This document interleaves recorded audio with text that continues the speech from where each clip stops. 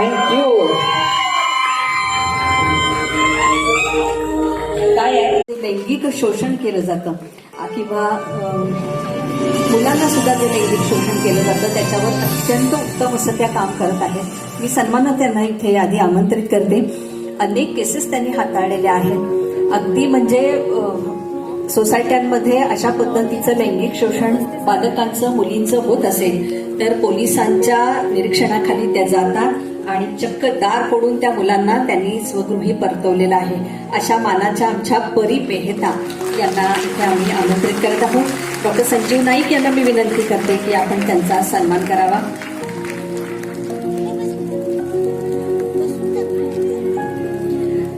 नुसत्या बालिका बालक यांच्यासाठी नाही तर जनावरांना जे क्रूरतेने वागवलं जातं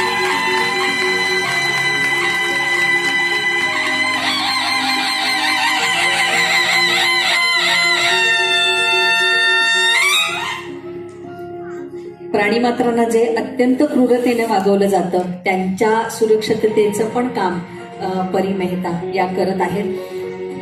खरं तर स्वर्गातून आलेली ही खरं तर परी आहेत. त्या दिसायला पण इतक्या देखण्या आहेत पण त्याच्याही पेक्षा त्यांचं अंतरंग आणि हृदय तितकंच देखणं आहे. अशा आमच्या परी मेहता यांचं विशेष कौतुक जोरदार टाळ्याने आपण परी मेहता यांचं कौतुक करूया.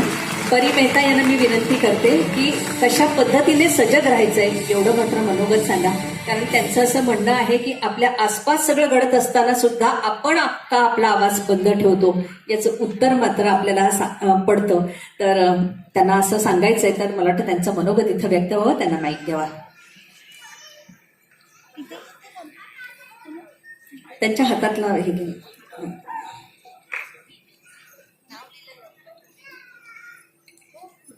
नमस्ते, जय श्री कृष्ण, जय राम जी.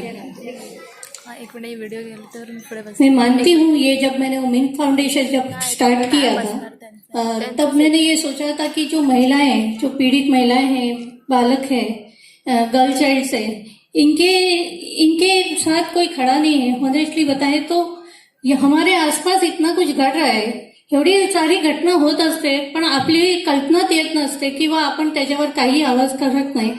कारण हे मला आज पण कळत नाहीये की आपल्या आजूबाजूला एवढी लोक असतात, एवढी क्रूरता वाढली आहे, समाजात मानवता ही अदृश्य झाली असं मला कुठेतरी वाटतंय. कारण तुम्ही बघा, आपण आपल्या फ्लॅटमध्ये, आपल्या घरात, आपल्या फॅमिली बरोबर तेवढंच आपलं हे, त्याच्या पुढे बाहेर काय होतंय, आपल्या समाजात काय चाललंय हे लक्ष नसतं.